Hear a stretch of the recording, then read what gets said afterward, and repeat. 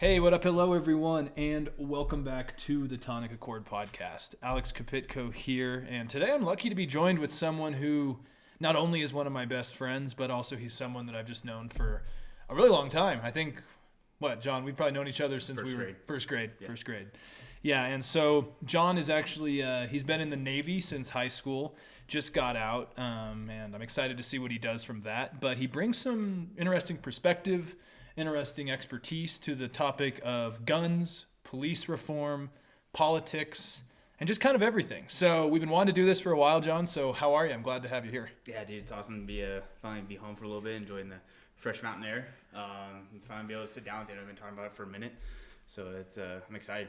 I do want to start out because, we've off the air had a lot of kind of interesting talks. I think they've been informative for me. I hope I've brought some, hopefully, nuance to your take. But I'd like to start with guns because so now I'll start off with the caveat that there's not like one specific term on what a mass shooting is, but under the criteria that it's an incident involving multiple victims of a firearm-related crime or shooting, then that's what they're defining as a mass shooting. And under that context, as of April 30th, in 2020 alone, or 2021, alone, there have been 178 mass shootings, leading to 206 people dead, 693 injured, and a total of 899 victims. So about 900 victims. And just today, we had a shooting in San Jose, which left 8 people, including the shooter, dead. And over the weekend, we also had a shooting in Georgia at a house party that I believe left 12 dead. And honestly, man, I go on CNN on Sundays usually and just read, on their app. And there are always, it's like that's all there are, is barbecue, 5 dead, mall, 5 dead. There seems to me to be an issue of like escalating violence. Am I wrong to think that? No. My whole view on the whole thing is that each one of the instances is there's a lot to unpack there. Okay, just because it is one mass shooting, it's like, okay, well, what caused that? All the details that go into that. There's so much to go in there. It's like, okay, well, what caused this mass shooting?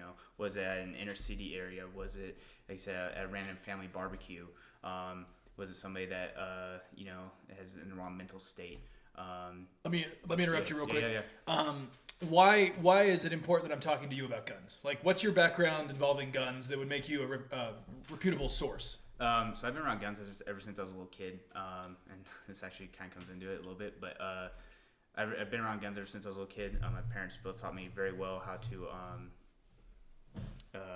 just how to respect firearms and understand what their purpose is, and just a responsibility as a gun owner. When I came into high school, wasn't that big of a dude. Still not that big of a dude, but you're big in other ways. Yeah, thank you. I came into high school and I found a knack for trap shooting. And in California at the time, which California's not really that gun friendly of a state. I was traveling all over the state of California doing shoots, and then fast forward to my military career. I said my job is military policeman, so kind of cut and dry. So I've been around all sorts of different types of firearms in the military, and same thing, just have that respect for them and understanding of firearms.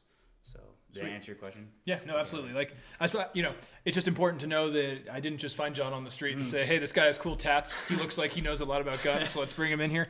So how I wanted to start this conversation is to explain to you the European perspective on American guns, and why I think it actually maybe shows a kind of a schism in the world's view on guns. Okay. Because I lived in Spain, and the people I lived with basically said, like, so if everyone has a gun in their house, and then say you're a robber, or someone involved in petty crime, and you want to break into someone's house to say, I don't know, steal their TV. Again, we'll just keep it super basic. And you're going to expect those people to potentially have a gun, because you know that guns are legal in the United States and it's some people's form of self-defense, right? Mm-hmm. And so you're then going to be more likely to show up to the property with a gun as well. Dude, like this, again, this is the European perspective, that because it's kind of this like mutually assured destruction idea where like it's more likely they're going to come and try to shoot you because they're expecting to be shot at in return. And so The Spanish argument is it's dumb for everyone to have guns because it's more likely going to lead to a violent interaction. So the way I break that down to is that it doesn't matter where you live in the world. Honestly, you have the inherent right to self-defense. That's you as a human being on this planet. Yeah. Okay. Now, governments might kind of jump in there and kind of argue what that kind of justifies. But at least us. Speak up a little. Yeah. At least us in the United States, we have that inherent right to self-defense. You can defend yourself in your household for whatever means necessary. Not whatever means necessary, but against any sort of threat against you and your family. Now, there are some legal stuff that comes with that, which comes state by state. I'll dive into that in a sec. From the European view, I think it's a little skewed in the sense of that the United States was founded upon firearms, or not founded upon firearms, but it has a very big kind of cultural push in the United States that firearms really brought this country together. It's one reason why we have a Second Amendment. The Second Amendment is there to not only protect the rest of the amendments, but also protect us as our right as citizens from a tyrannical government. Mm-hmm. Okay. So an idea that that guns exacerbate the situation. Certain states have the castle doctrine, and that essentially is more of a expanded inherent right of self-defense. Now, just because you have a castle doctrine, it doesn't mean just because you stepped on my property, I'm legally able just to shoot you. That's not the case, because each shooting that happens, even on the law enforcement side, is investigated as a homicide. I see. Okay. So no matter what, even if a shooting does happen, it was completely justified, caught on 5 million different cameras at 5 million different angles, and everything lines up. This has to be investigated too. That's just our justice system as a whole. Everybody has a due process. So to tie in with the European side, how to put this right?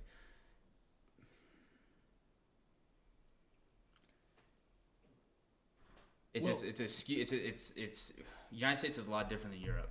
We have firearms here. It's been part of our culture for a long time. People have inherent right to self-defense. My argument to that would be okay, regardless of you having weapons or not, there's still bad people out there in the world.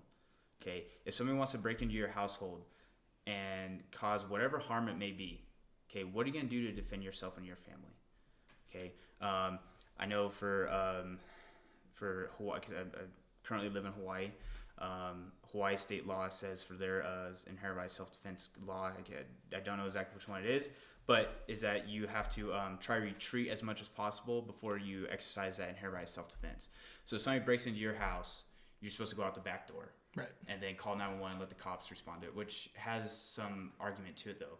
But it's also if police forces aren't able to defend the people that they're defending, then what's the purpose of them? And then you're also limiting those people's rights to defend themselves. Okay, what's going to happen?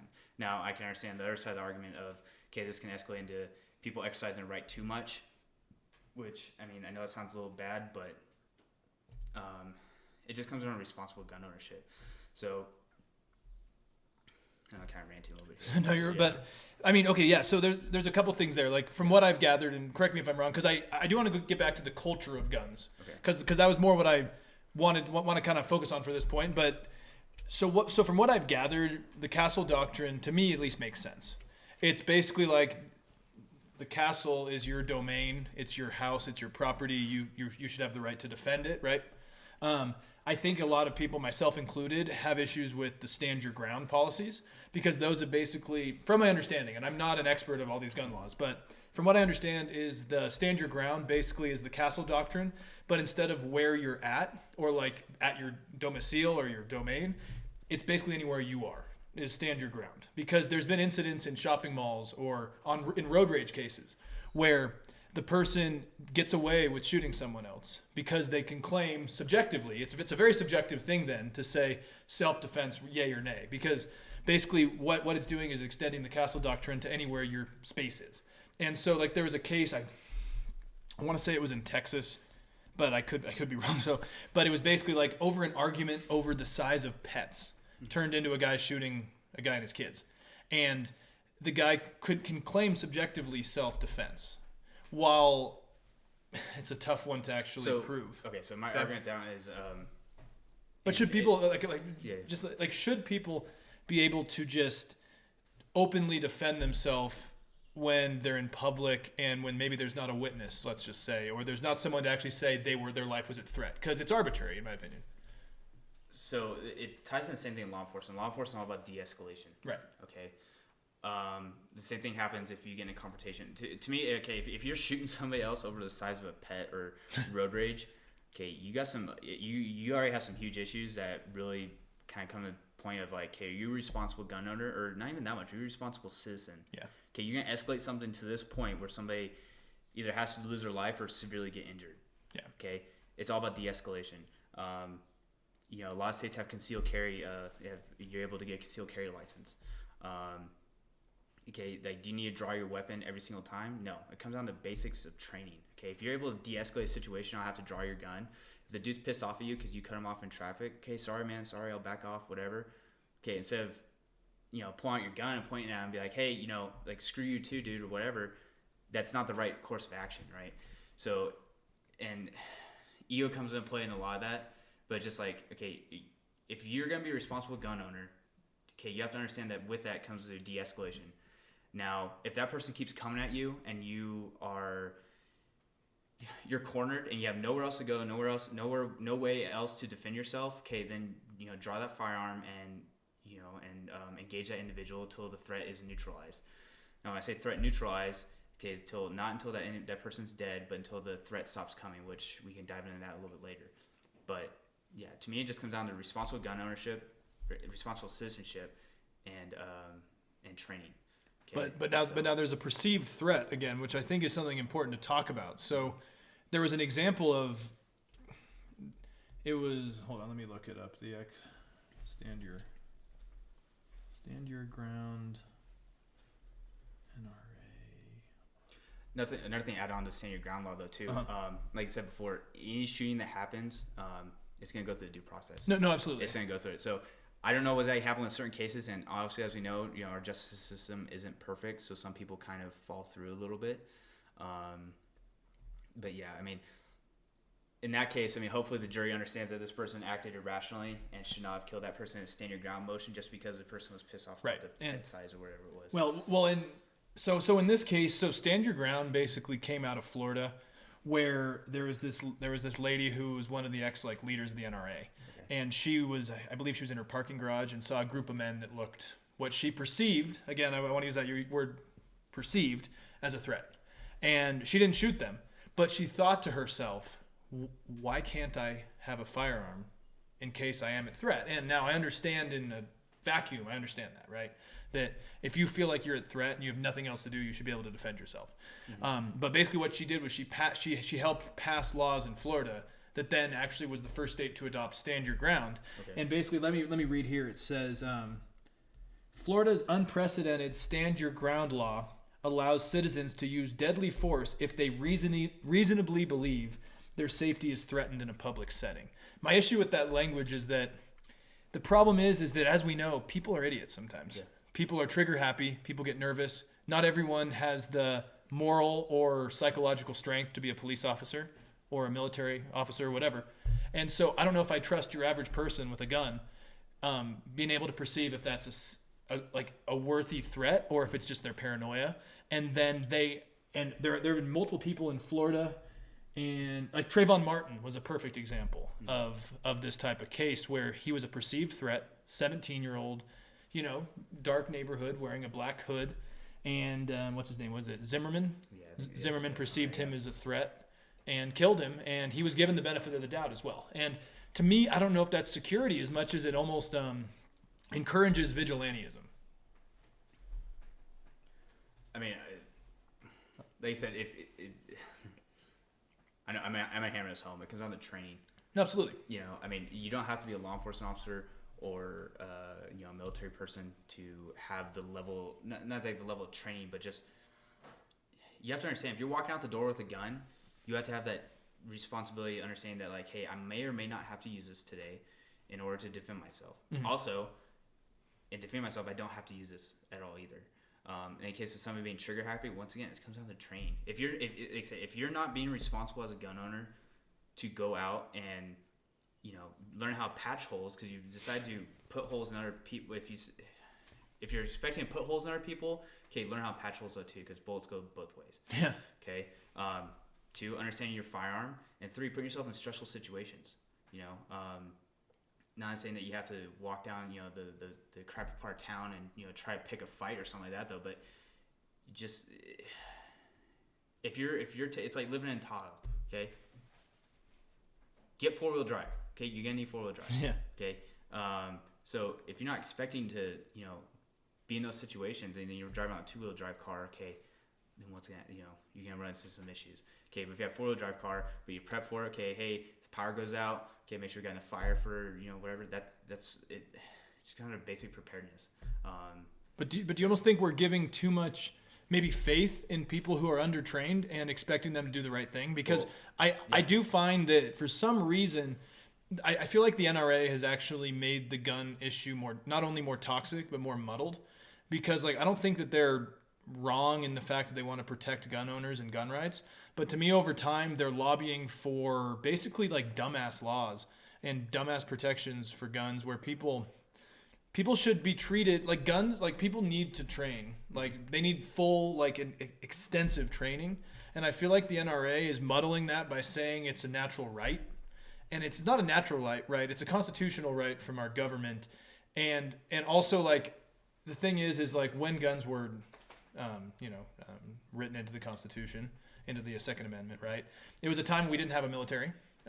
We needed to be able to mobilize people against a tyrannical government, a theoretical tyrannical government. And to me, there is a different culture than just saying anyone can have a gun, because that really wasn't, at least my interpretation of what the Second Amendment was doing. It was saying you have the ability to raise an armed militia amongst your population, need be.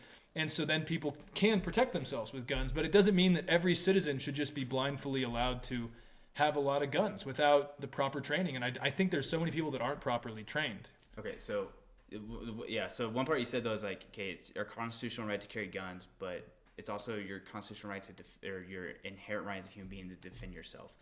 Okay, so obviously I don't have a firearm on me now. You don't have one in the house either. Okay, if somebody breaks Great, in the you house, told all the criminals now they're coming. I dare you. No. Okay, so what are we gonna do to defend ourselves? If somebody breaks in your house right now, what are we gonna do? Well, first we would probably see if we could de-escalate the situation. I mean, obviously, yes. Yeah. But because that's you've been teaching me. No, so. Yes, I know. I'm saying if you could de-escalate the situation, but okay, somebody's already coming to this house, breaking in this house, whatever the reason may be. It might be just to look for whatever. I don't know. Okay, but they're already coming to this house. Okay, obviously I'm going to prepare to defend myself. Which you got kitchen knives in here, there's a bar stool here, and I got my fist I of got fury. my heavy water ball, and I got your ass too. So you're there for moral support. Yeah. But we're gonna prepare for a possible engagement type thing. Right. Okay. At the same time though, it's hey, what are you doing here? Get out of my house. Okay. Now if this person keeps coming up the stairs, coming after us, okay, now we're gonna act accordingly because you've already initiated that next step to that escalation of force. Okay, so we're gonna, I don't care what the hell we're gonna do. We're gonna throw the computer at them. I don't know. So same thing with a firearm is that, okay, you have that ability to defend yourself. Okay, so same thing. So if I was carrying right now, or say if we did have firearms in this household, okay, something's happening. Okay, we could then, have our weapons and be hey, what are you doing here? Get out of my house, whatever it needs to be. And then if they start coming at us or whatever, try to de-escalate the situation. Okay, then engage it as such. Mm-hmm. It might even be smarter just to go out the back door, because it's easier to call 911. I'm not saying say it's easier to call 911, but just in the case of de-escalation, okay, I'm not about to get into a gunfight with somebody in your house over. There's nothing in here I'm worth dying over. There's nothing in here I'm going to risk your life over. Right. Okay, it's easier just to leave that situation. But if we get backed up in a corner and we have to defend ourselves, that's what's going to need to be. So in the case of, once again, people in the United States have that right, okay, to defend themselves, and people also have that right, if you're a born citizen in the United States, to have to carry a gun, okay, to have a firearm. To have a firearm. Sure. Okay. Are there some idiot gun owners out there? 100%. Go on YouTube. You can find them anywhere. It's not that hard. There's a lot. Even some dudes I even worked in the military are pretty stupid gun owners though too. The European perspective would be that you have a right to defend yourself, but there's again this mutually viewed idea that the person I might be robbing might have a gun, so I need a gun. So it's this like escalated on both sides tension, because like in Europe there are violent robberies all the time. There's stabbings, which I mean it's something important to note, but again like there's a lot less like shooting crime. There's a lot less deadly crime involving like simple like petty theft. And my theory for it is that it's because we have this heightened escalation of people on both sides of the crime might have a gun, because there's just this perception that the other person may be armed. Like, do you even think it'd be possible to even really take into account the European perspective when we have so many guns? No. And that's another piece of it too. Okay, so say we wave a magic wand and not all guns are taken away, but I'm gonna take back magic wand. Let's say there's a legislation that gets put in. All guns that are in possession have to be turned in. Yeah. And then law-abiding citizens, because we're law-abiding citizens, decided to turn in our guns and be like, okay, fine. The criminal out there that, is not going to do that. Okay, they're still going to have a firearm.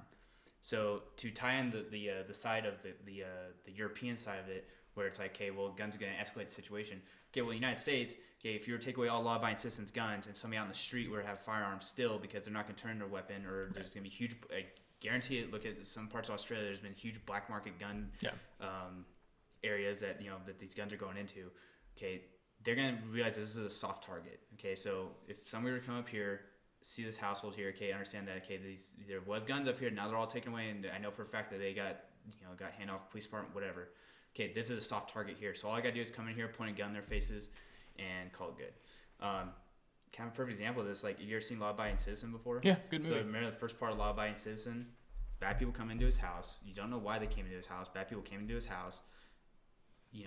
Possibly could he have been able to defend himself? I don't know. We don't know. But, he was hogtied and saw bad things happen in front of him. Now, those guys have weapons. I can't remember if they had guns or not. I think they had knives. I don't think they had guns, to be honest. I don't think so either. But still, it's just the whole principle of like, hey, that was a soft target. They took advantage of the situation. They were able to do it. Now, that can happen to any one of us. It doesn't matter how many guns you got or how much training you got.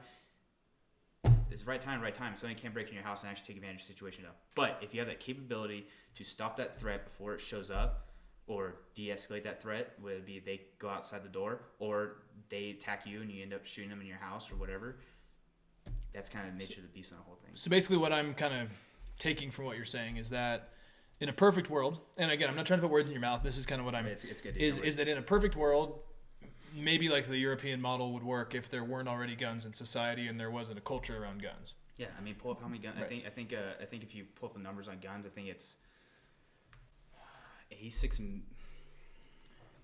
Like in the United States? Yeah, I think it's. I believe there's more guns than people. Yeah, there's a gun for every. I can't remember the number. I think it's a gun for every 12 people or something like that. So it looked okay. No, that's Afghanistan. I'm pretty sure those numbers are kind of skewed. But yeah, while it's loading, like, so yeah, what I'm taking is that like there's almost like too many guns in the United States at this point to really like try to outlaw guns. So it's almost like, especially probably for yourself, you would think that it's almost like preferable deterrence if everyone had a gun. Okay. I'm not gonna say I don't think everybody should have a gun. Okay. One of the arguments of this one is like, hey, I think we should arm the teachers. Teachers should all have guns. My argument to that one is like, okay, so myself and my profession and people that work in law enforcement, okay, they know then you put on that uniform and you wearing that badge and have a gun on, going into that work that, hey, I have to carry this. I've accepted this. Right. Obviously, I went through academy. I signed, I picked up the pamphlet, saw it, whatever. Okay, I went into this knowing I got to carry this gun. Okay, you give to a teacher that she signed up to teach children. Okay, if they want to go through the respective training to be able to do that, and be possibly that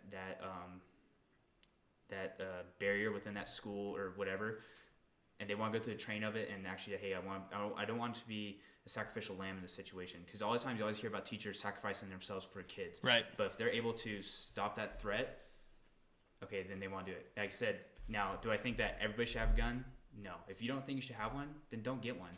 But you should also still have that right to. As we've been seeing the last year, people are like that didn't want guns before, realizing, oh, hey, I kind of want a gun now. I think I should need one. Okay, now you should, once again, go through the proper training and understanding, okay, you have a firearm now. Okay, that also requires, safekeeping of that firearm in your home. maintenance of that firearm, and then usage of that firearm in whatever capacity it's going to be, whether it be for home defense, or you are concealed carrying it, or whatever it might be. So just real quick, so this is 2017 numbers, so a little bit outdated, but still relevant enough for us right now. So this is just on Wikipedia because I'm lazy, but estimate of firearms in the civilian population is the first category, and then So the estimate of firearms in the civilian population is the first category, and then we have the estimate of civilian firearms per 100 people. So let's go down to the United States now.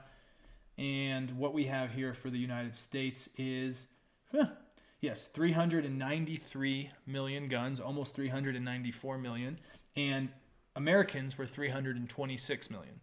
So more or less, we have 60. So what's the per capita?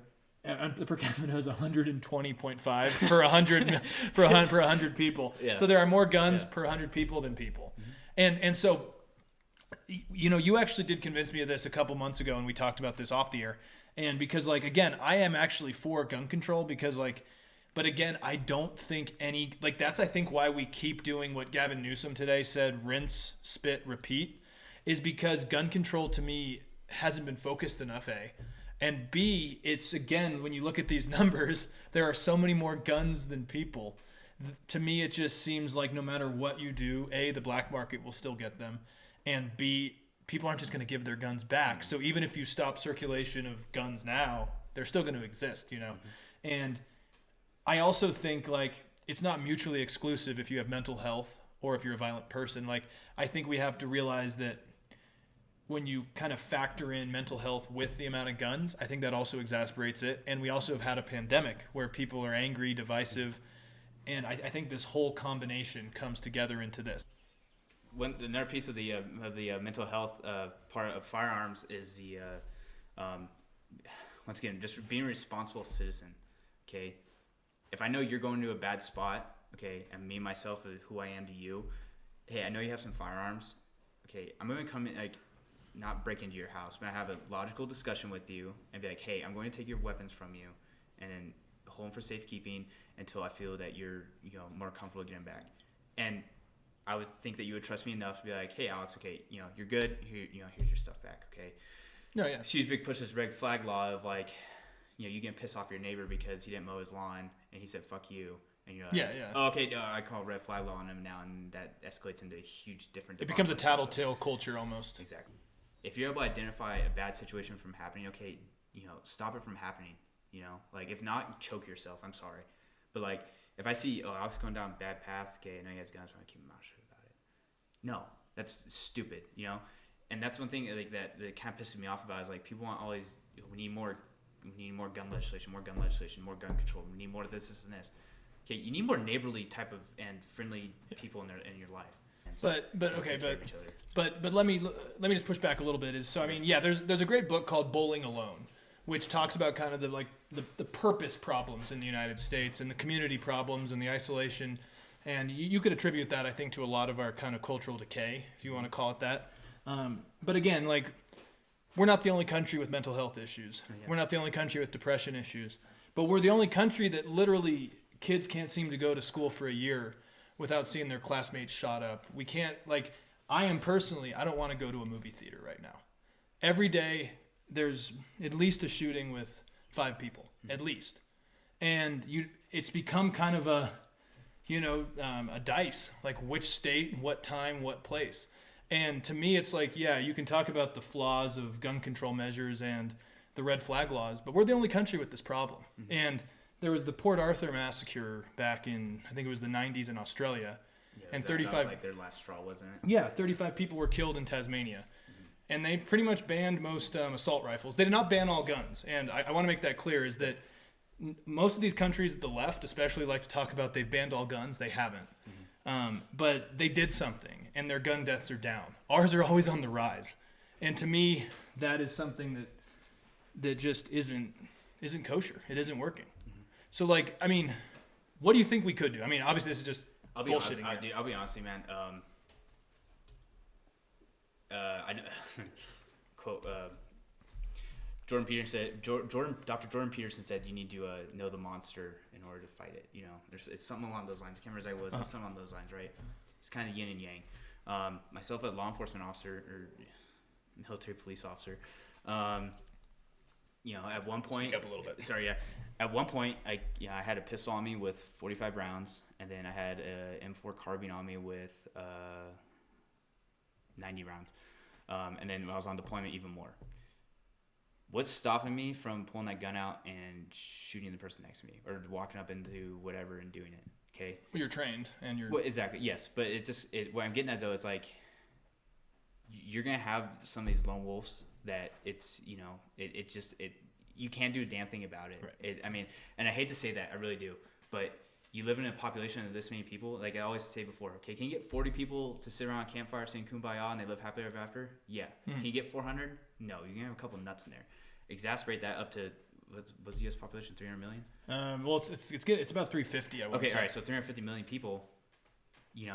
People are gonna slip through the cracks, and it's gonna happen, unfortunately. And to tie into the piece of the gun legislation with the gun part of it,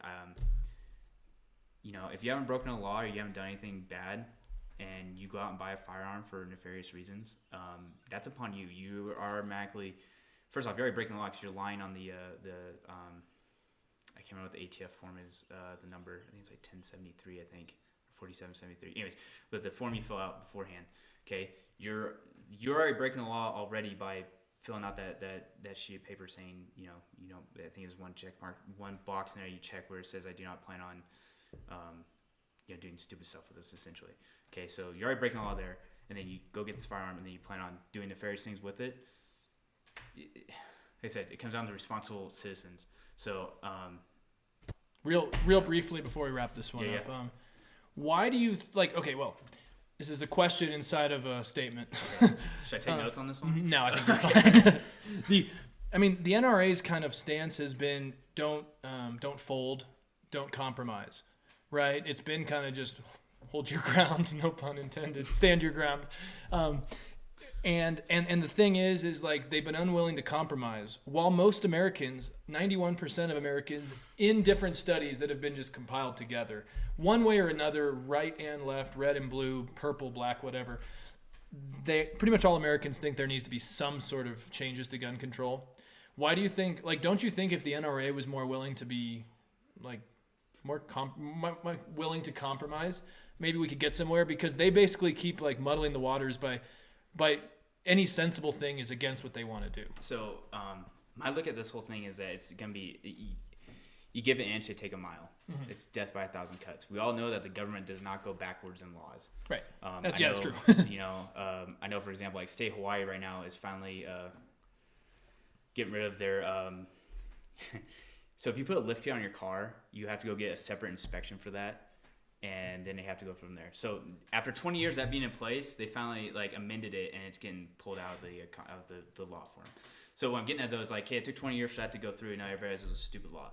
So to tie into the NRA and whatnot is that you have to fight this so much because it turns into a death by 1,000 cuts, right? Don't you think also, and this is something Drew and I've talked about a decent amount, and something you'd probably agree with, is that we both do talk about how it doesn't seem like a lot of politicians and activists on the left, it seems like they don't actually know what they're talking about, and so it does muddle the waters, right? Yeah.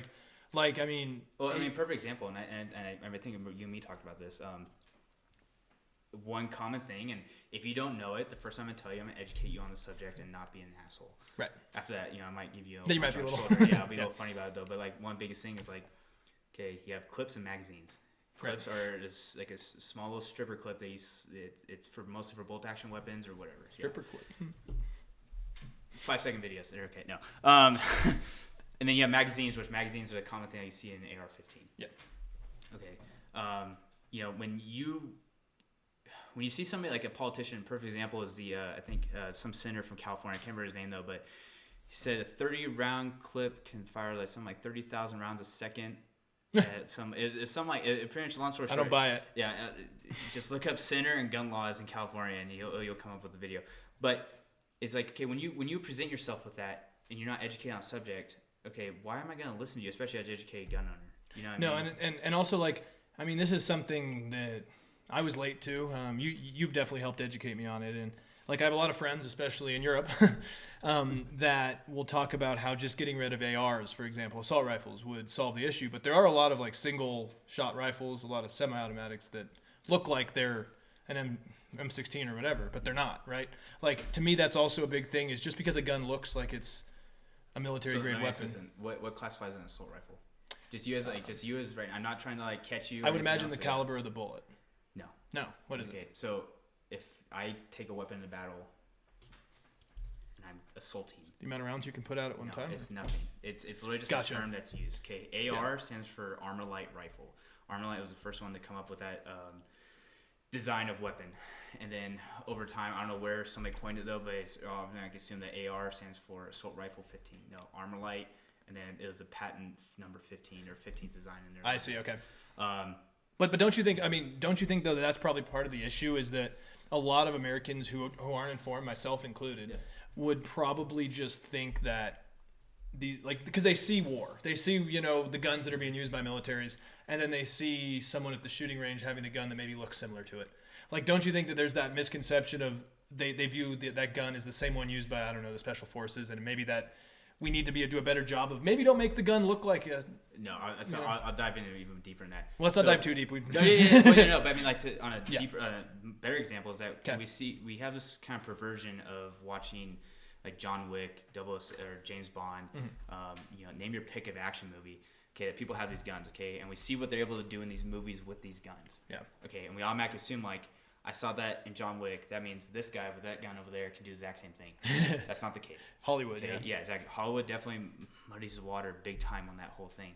Perfect example is suppressors. Okay, I've had very minimal experience with suppressors in the military. Honestly, it saves hearing. It really does. Okay, it's not a mouse fart. You're not gonna be able to sneak in somebody's house and pluck somebody. Absolutely. Are there some in some certain areas can they be very quiet? Yes, but you're losing a lot of ballistics and are not going to go into that. Anyways, but if you're capable of if you're hunting, if you're using a regular bolt action rifle and you're just hunting in your designated area that you're able to hunt, okay, would you like to save your hearing with using a suppressor in your weapon? To me, that seems like kind of one of the cruxes of the problem.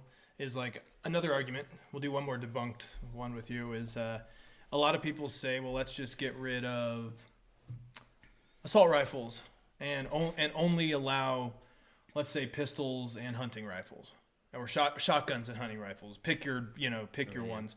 Like, would that be effective to just only? Okay, let's say there's a bill in Idaho. No, not Idaho. There's a bill. Yeah, Idaho's free 2A. I think Idaho just passed a 2A sanctuary state law. Okay, so there's a bill in California that is saying outlaw everything except for shotguns and hunting rifles. Well, what would your take on that be?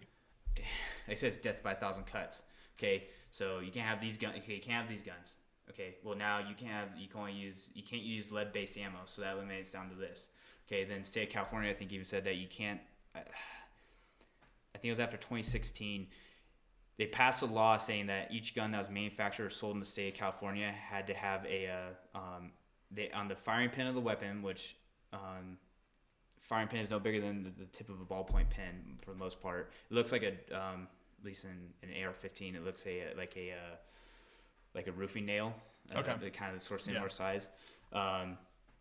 Tiny. It's tiny. So what they want to do is, long story short, is that when that pin hits the primer, they want to have the serial number of that rifle, of that weapon, imprint on the back of that caliber of that bullet, and then when it ejects, forensics can pick it up and look at the caliber of that bullet. Now you got to think, we have some great technology, but you got to think, I think most firing pins are made of hardened steel. I think. Don't quote me on that. No idea. Anyways, so if you're able to do that much, that small. Okay, that's gonna wear off over time. It's asinine because now you're preventing people from, having that weapon. So now you're cutting that even smaller. To answer your question. Yeah. Last thing, and then we got to wrap this up. And this, let's keep it short, but keep it pithy, keep it classy.